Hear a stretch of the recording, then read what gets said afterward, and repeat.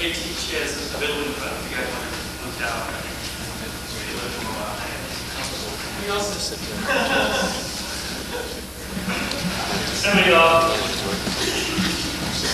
Michael taught me last semester, and I mentioned the corridor.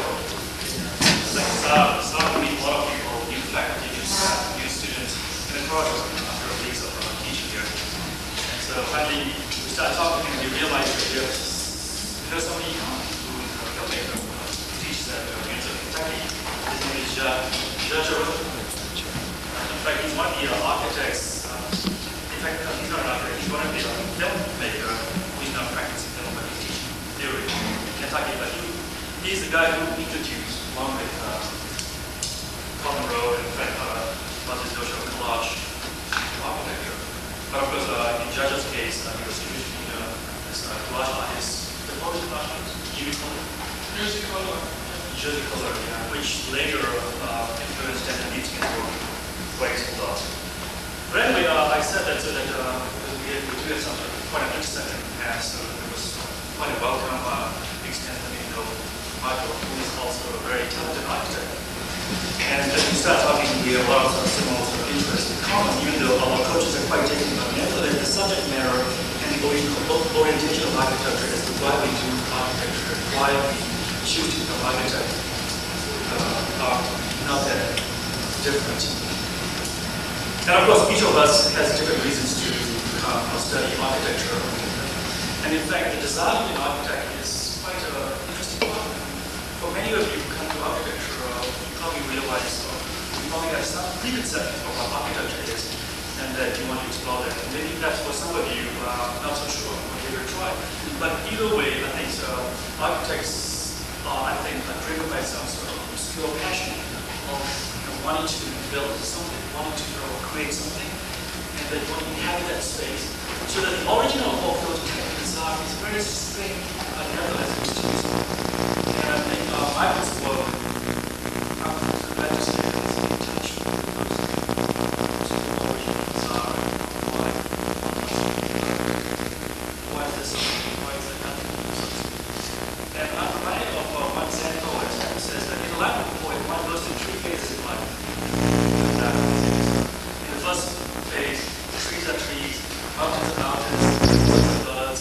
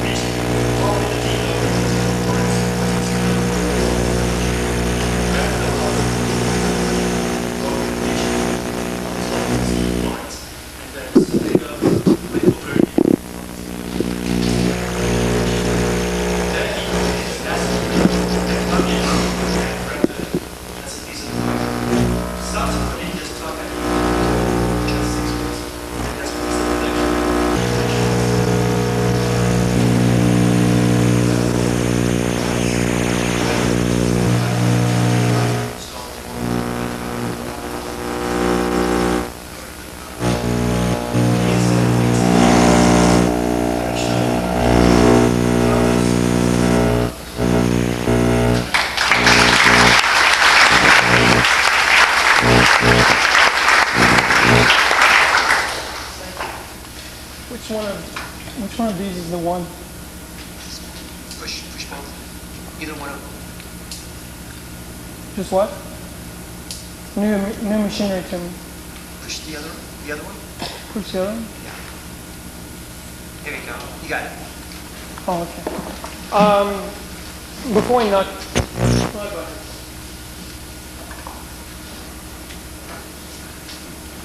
Oh, good. I can see your faces. So nice. For a little while, I guess.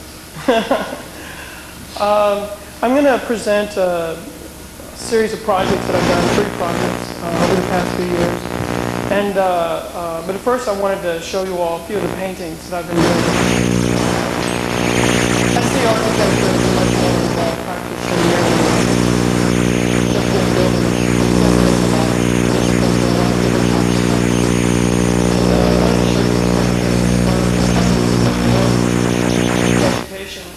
While I did that, here we are. When I was first a student in architecture, I had the lucky opportunity to study with a man named Leonardo Ricci. And Leo was really an amazing character. God only knows why he ended up in Kentucky. He was the Dean of Florence, had done a series of buildings in Italy, and at one moment fell in love with this woman. Her name is Maria, affectionately referred to everyone as Pucci. And Pucci was the reason that Leo ended up in Kentucky, of all places. That time I spent with them taught me a great deal about what mattered in life. Each night we would go to their house, climb the stairs. An old German mason had done the building there. And oddly enough, it's a building that's very near where my mother was born. And so for me, it was very strange to have this internationally renowned architect there in this small town, so close to my mother's home and so close to my own home. And it brought it to me in a very different way than perhaps the usual experience that we have in architecture schools. Me and a few other students would always come up to Leo and Pucci's apartment, painted all white, and the smell of bread, cooking, food in the kitchen. Pucci would be fixing her hair, and Leo would be playing a game of solitaire. Jack of diamonds, 7 of spades, he'd be saying, looking at the cards. And, who is at the door? Oh, come here, Michelino. He would always call me Michelino. His teacher was Michelucci, which meant Michele, Michael the master, and Michelino, which meant Michael the baby. So I've never escaped his title with them of being Michael the baby. And until the day he died, I was always Michelino. This meant a lot. The way that he brought us into his home, he and Pucci, she was also a very refined woman and an amazing architect herself. Very cultured, fluent in Spanish, Italian, English, French, all of which she spoke at a very rapid and staccato speed, as is common for the Venetians. She drove him, I think, to heights of creativity that no other thing could, and I think perhaps that's the only reason why he suffered this miserable little town, Lexington, Kentucky, because there's no other reason that he could have possibly been there than the fact that she had been brought there and offered a tenured position. So we would arrive, we'd be greeted, there would be all these smells in the house, and Leo would be unrolling drawings.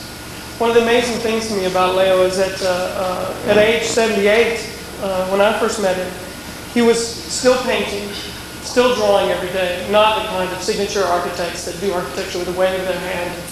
Various characters in their office are doing all the work. They do a little scribble, kind of wave their hand around, and all you guys and all of your talents are there.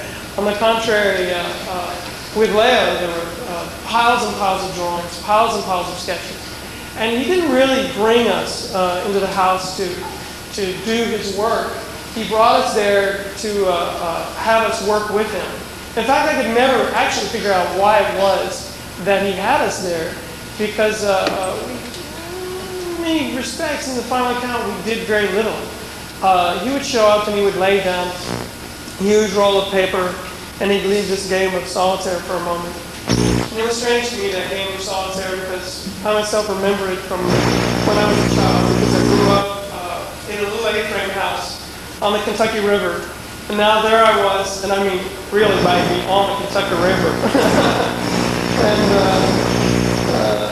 And so to see again this game of solitaire being played by this very cultured 78-year-old Italian has a strange kind of resonance and remembrance for me. He would lay out this drawing and he would set us down and he would say, okay, now we begin. And he would have these sketches and he would lay out the first few lines.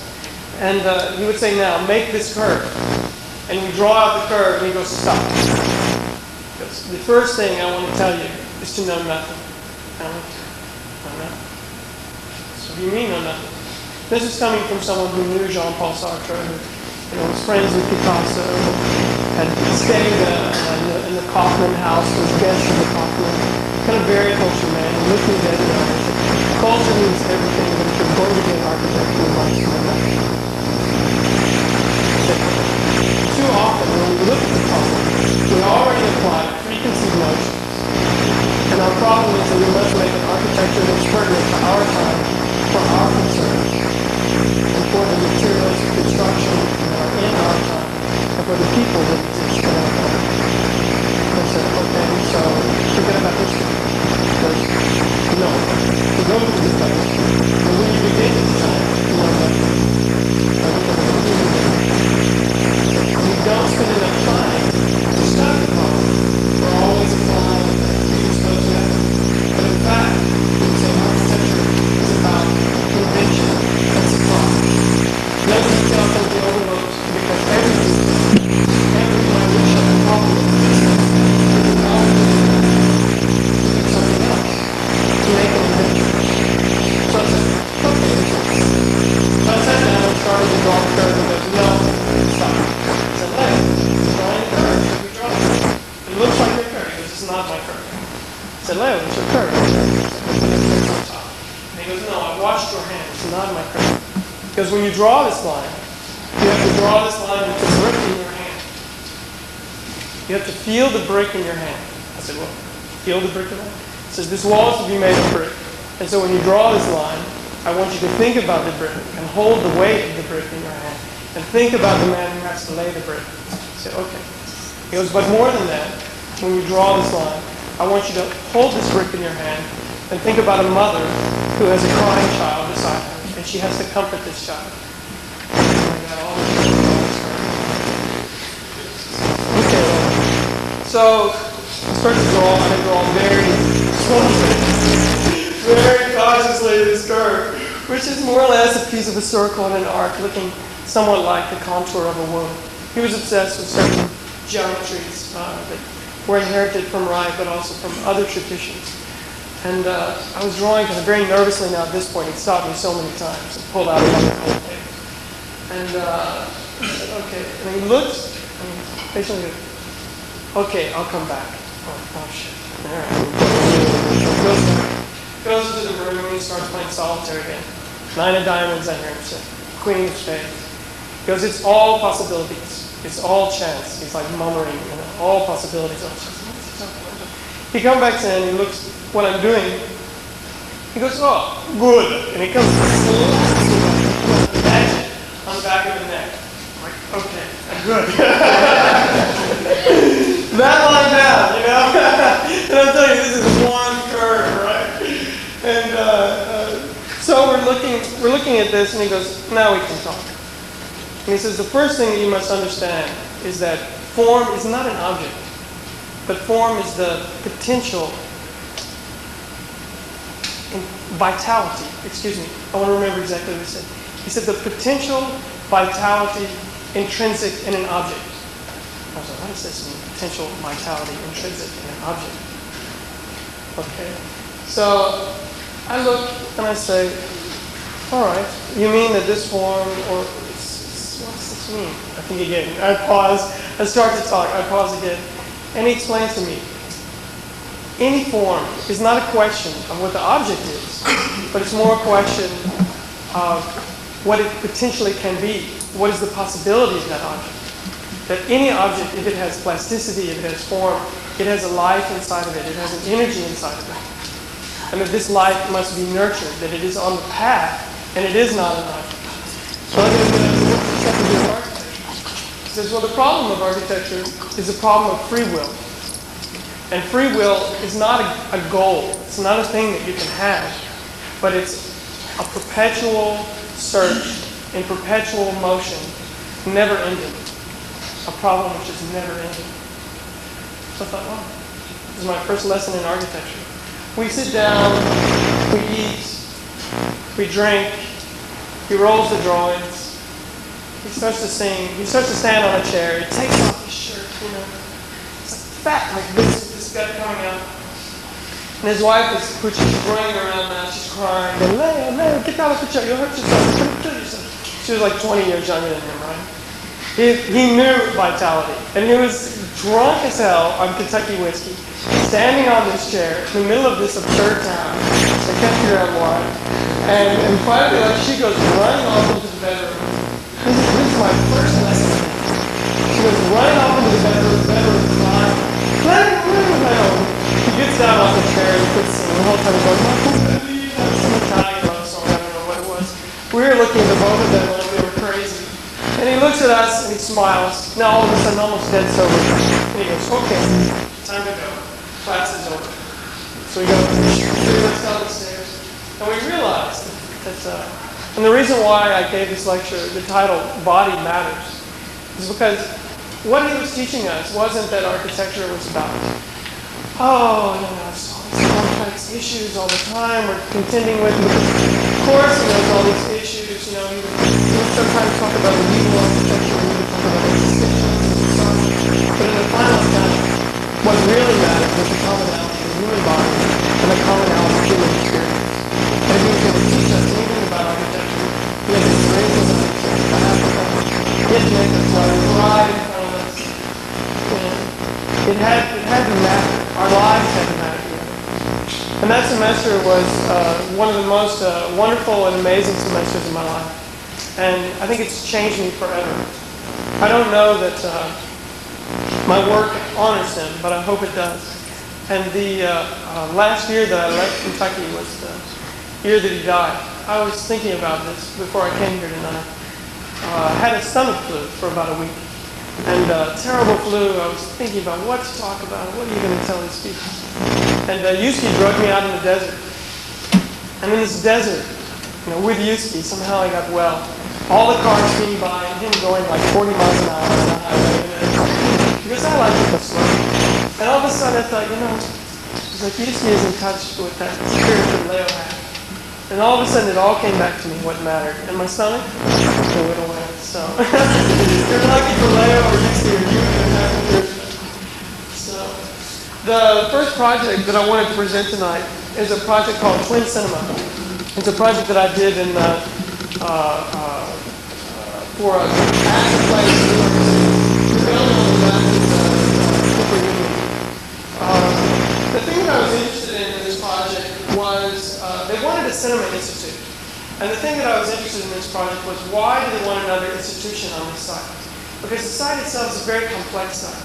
There are many things that were happening on it. There were bums who slept there. There were vagrants' bazaars that was always happening. It was near NYU and Cooper Union and all these various schools. So there was always a kind of youthful life there. And I thought, well, no. This 10-story building that they want for this site is not what I want to bring here. What is it that I want to bring here? There's a very complex array of forces. Some of the forces you can see here, the matrices of the street images, the diagonals coming from the fact that people cross this site. And it was one of these curious sites where Broadway actually crosses one of the main axes. It's where Broadway crosses 3rd Street and actually becomes the Bowery. So it's one of these very pivotal sites in New York, and all of them are marked by clocks. All of them are marked by time. They're actually very crucial sites in the city. So what I thought I wanted to do was to make a vertical piazza for this site. Not another institution, not another locked key building that was exclusive, but something that was about inclusivity, that welcomed many types of people, and that was basically heterotopic in nature, that it dealt with a broad array of forces instead of a kind of institutional hierarchy that they wanted to situate on the site. So what I decided to do was then to make two buildings, first of all, not one building. and that these two buildings would somehow combine and opposites, and it would be the joining of opposites. Not opposites in opposition, but opposites which flow together and become one. So these two buildings were going to house different activities, and under each of them, in the foundation, would be the cinemas required for the existing program. In one building, the upper one on the right is an inflated building, and inside of that I put museum, experimental cinema, experimental theater, various other programs like this.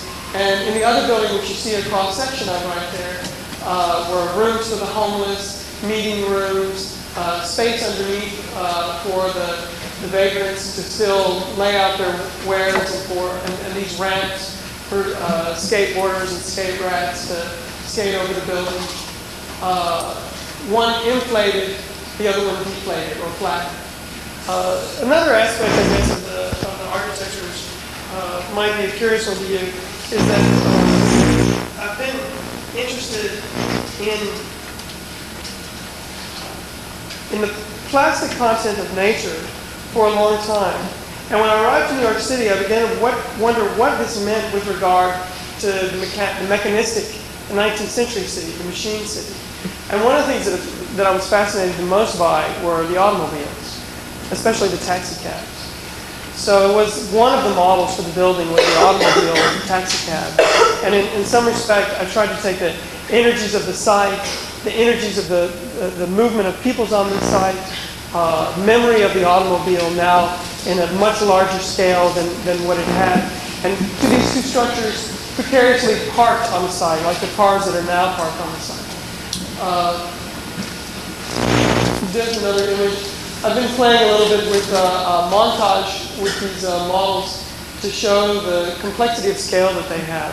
So in the first image, you see the model against the city, and now you see it against the snowdrift. And you start to have an understanding that one of the key interests of mine in attempting to develop a kind of plastic language in architecture is that the building be scaleless. And by that, I don't mean that it isn't humanist, but not humanist in the traditional sense. I'm definitely interested in this building as a place for people to occupy. In fact, there are these ramps that go out from it, which are lovers' leaps, so that you can go out and jump if the mood strikes you. Quite serious about that, although I don't think the competition, it was in the text, I don't think it went over very well with the competition judges. But most importantly for me was this idea of this building as a kind of topological concern, this building as a site. This issue of scalelessness is quite important to me because I think that there is a possibility that architecture can exist at many scales, and that the building form which we emerge from can speak at many scales.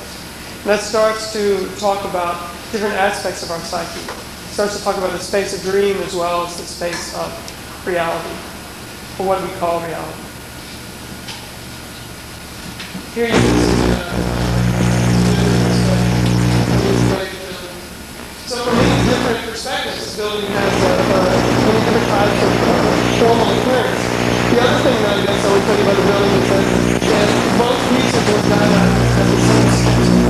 They were a flat, laid out set of geometries, which I originated by studying the sites and studying certain movements of people on the site, certain radius of car, automobile movement, as well as skateboard ramp radiuses. I got all the and laid those all onto a kind of flat topological surface, and then folded both buildings out of the same plane. It's kind of a challenge for me, both a kind of philosophical concern with regard to saying that both of these clients, the homeless and the people who have homes, can exist in the same suit of clothes, but maybe they wear them differently.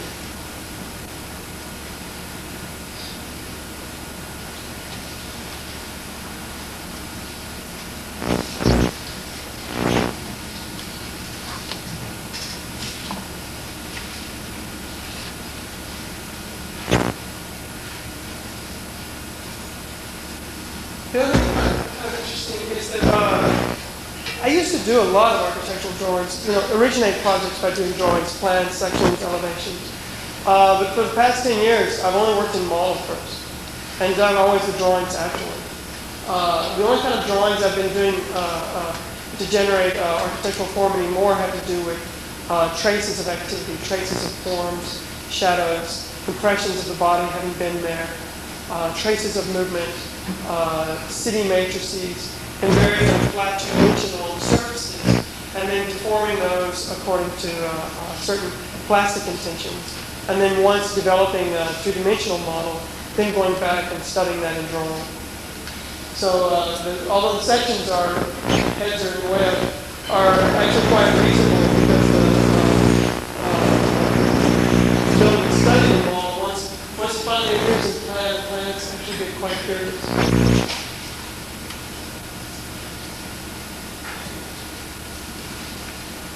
So here you can see the spaces where the homeless, the rooms for the homeless sleeping, and one of the cinemas underneath. This is a section of one of the meeting rooms, and then the section of the theater. Oh, gosh, quite a while ago. 10 years later. Before Rental House's story. I'm sorry, but I'd like to read a text that I wrote for this project, and I hope it doesn't disturb you that I'm going to read. This is a project that I entitled Sand Dragons. It was a project that I did for Jamaica Bay in New York, in which I attempted to deal with some of the issues of fluctuation of scale and various ways in which we understand sight today, given our ability to fly, be in satellites, have microscopes, many different scales that we exist at today. From a prison cell, the aged Marco Polo diligently recounts his progress in the East, selecting with care the details of the unfamiliar and improbable, not once to shed the imprint of his native Venice, the known quantity against which all is measured. So too did my destiny carry me to the East, guided by a desire beyond the confines of distance or orientation.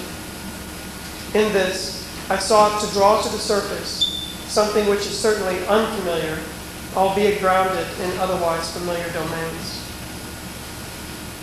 Sand Dragons is a project conducted over the course of 2 years in New York, principal port of the unfamiliar, and my native Kentucky. It is aptly subtitled Transient Housing. Both the shelters and the anticipated occupants are transient. The site, the marshy landmasses of Jamaica Bay, under the shadow of departures from John F. Kennedy International Airport, has informed both the program and the nature of the structures, which mediate land, sea, and air realms of reflection and transversal. Site, program, structure, each are possessed with a corresponding sense of transience. Here we must consider the idea of scale. The passenger jet comes in close overhead, rupturing, excuse me. I shouldn't look at the slide, should I? Yes, close overhead, rupturing the vapors and recalling the constellational vision of the outlying Kings and Queens counties. We are in flight, at night, descending. In this realm, scale, perspective, historical and metaphorical descend and ascend with the frequency of passenger jets. Architecture embraces the land sea and is embraced by it. The shelters, new arrivals, transfigured cargo, laments to the lost chapels of the airport, position themselves in this atmosphere in which other is native. Their occupation of the marshy dunes mimics the dunes' occupation of the bay, anticipating the desperate sort of human occupation that is its formative agent. As the Venetian lacuna serves as the surface of exchange between East and West, so too the Sand Dragons stand as a witness of exchange between the legendary topographies of China, vis-a-vis the geomancer's positioning meanings in the embrace of earth, sea, and air, and the imprint of the enveloping maternal landscape of my native Kentucky. The convergence of these seemingly desperate elements in this project resulted in an important reformation of the value of site model.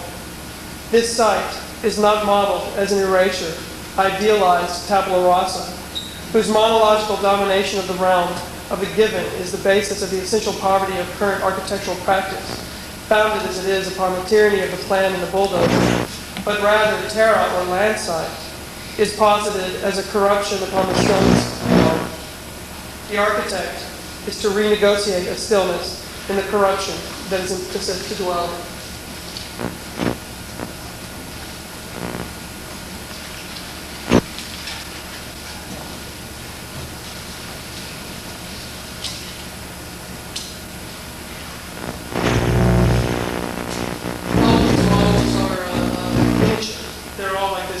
Fit in the palm of your hand. Even the first one you saw, most like this. About 200-300 pieces, tiny pieces. Obsessive activity, I'll never do it again. It's insane. I was cutting out pieces sometimes. I wanted it to absolutely be real. Like some, I don't know what. I mean, like this is probably as big as, a fingernail. I was imagining actually, I swear. I would probably never be able to do it again. The last project that I wanted to present tonight, I was also going to read you a text. I did for a competition for San Francisco, the AIDS Life Center. And I'm sure it did not go over well. I think one of the problems was where we might need to go today, really good institutional programs. Ultimately, I don't believe program spaces per se, but I believe that architecture demands a program. That, in fact, architecture means man, the occupant of the person. So we think how we should live, how we should use spaces, think about spaces. Try to bring forward programs that this this project, San Francisco,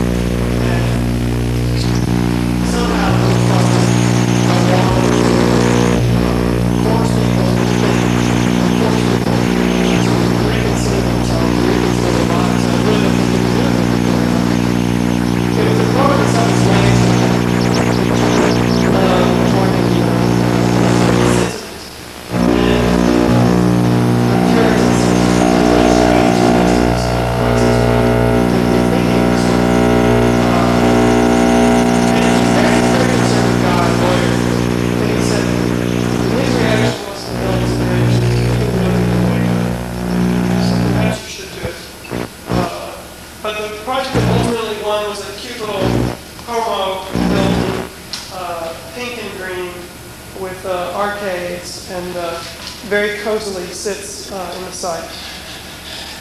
This is a project for AIDS Life Center. It's both a memorial, space of worship,